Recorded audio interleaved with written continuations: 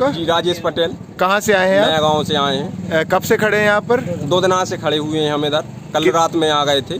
अच्छा, मैसेज को लेकर क्या समस्या आ रही है? मैसेज को लेकर ये समस्या है, जो मैसेज छोड़ने वाले अधिकारी थे, हाँ। इनको जो ध्यान में रखने थी कि हमारे पास कितने किसान कितने मैसेज हैं। अच्छा, तो इसके हिसाब से वो मैसेज छोड़ते।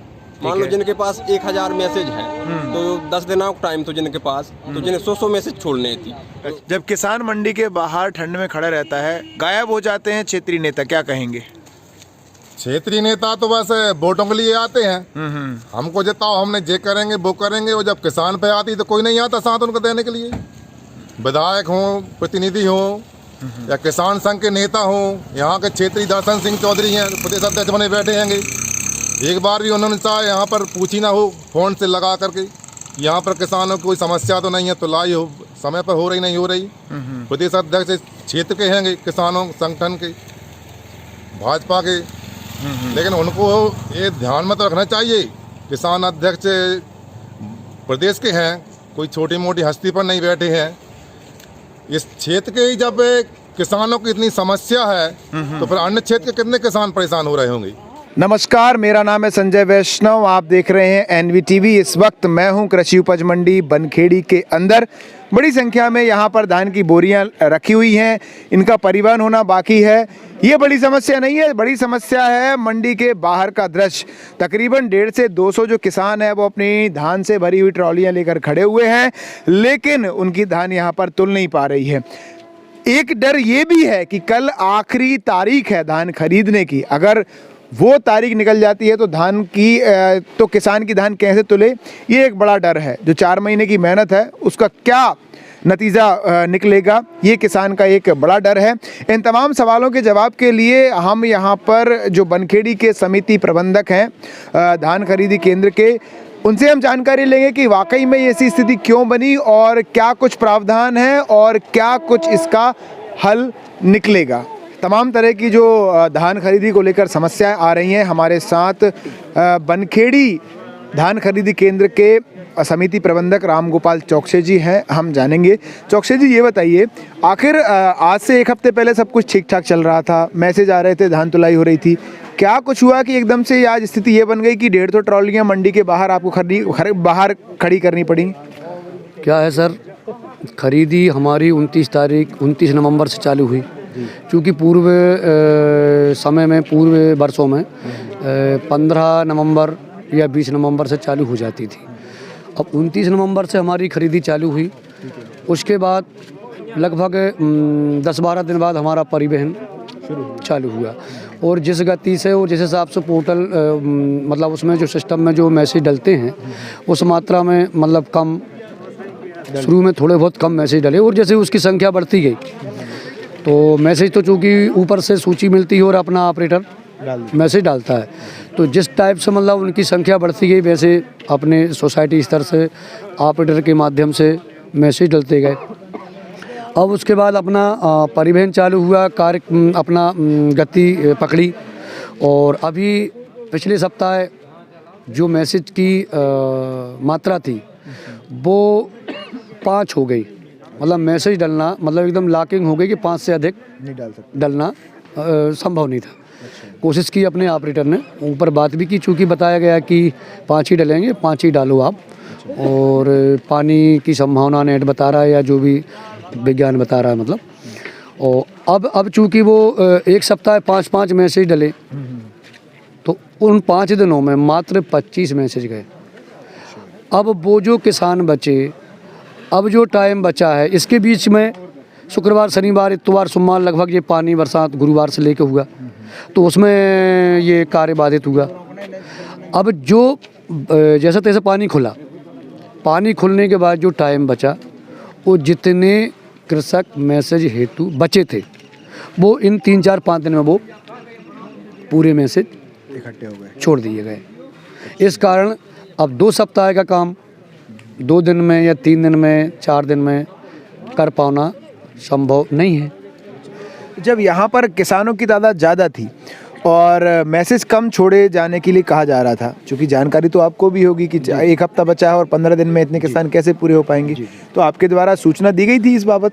जी जी, उच्च अधिकारियों से बात हुई थी, ऑपरेटर ने बात की थी। और मेरे अकेले सेंटर की बात नहीं है, सभी सेंटरों पे 5 मैसेज पिछले सप्ताह छोड़े गए हैं। अच्छा। हाँ, तो उसमें मतलब अपना कोई व्यक्ति विशेष या अपने सेंटर का कोई विशेष वो नहीं है, वो तो सब सेंटरों के लिए 5 मैसेज ही छूट रहे थे। ऊपर से पानी बरसात होने की संभावना की वो जानकारी के कारण मतलब, तो इसलिए अब मतलब क्या विकल्प है, क्या लग रहा है? चूंकि 15 तारीख, मुझे बताइए 15 तारीख काय की अंतिम है? 15 तारीख 29 तारीख से 15 तारीख तक तुलाई का अच्छा था मतलब। और अब अगर मान लो 15 तारीख तक ही तुलाई होगी या पोर्टल खुला रहेगा, तो अपन ये समझें कि अब जो अंदर पड़ा है माल या बाहर ट्राली खड़ी हैं, तो मैं भी समझ सकता हूँ, आप भी समझ सकते हैं कि अब तो कर पाना संभव नहीं है। अगर तारीख बढ़ती है, ट्राली अंदर हो जाएं या ट्राली बाहर रहें, अगर तारीख बढ़ती है और तुलाई हो के बिल कटता है और कंप्यूटराइज बिल कटता है, तभी तो ठीक है। और अगर पोर्टल अगर बंद हो जाता है, तो फिर उनको अंदर करना या तुलाई करना, तो आप ही बताएं कि कोई मतलब नहीं है, उसका कोई औचित्य नहीं है। अच्छा, अभी मुझे बताइए, अभी कितनी क्या खरीदी, अभी के दिनों में कितने धान लेने के मैसेज आ रहे हैं? पहले 5 आते थे, आज की तारीख में कितने मैसेज को लेने की आ रही है? अभी जो 11 तारीख से 10-11 तारीख से जो मैसेज छूटे हैं, वो लगभग 40 पर डे के हिसाब से। अब यहाँ 2 संस्थाएं काम कर रही हैं। साइड में किसान विपणन समिति है, हम कृषक सेवा सहकारी समिति बनखेड़ी हैं। ठीक है। तो अब दोनों के अगर 40 छूटेंगे, 80। अब मेरे से ज़्यादा मात्रा थी शायद उनकी, जो किसान बचे थे वो उनके शायद 198 करीब थे, और मेरे शायद 175-76 थे। तो मेरे 175-76 मतलब 250 मेरे हो गए, ठीक है, और 198 उनके हो गए।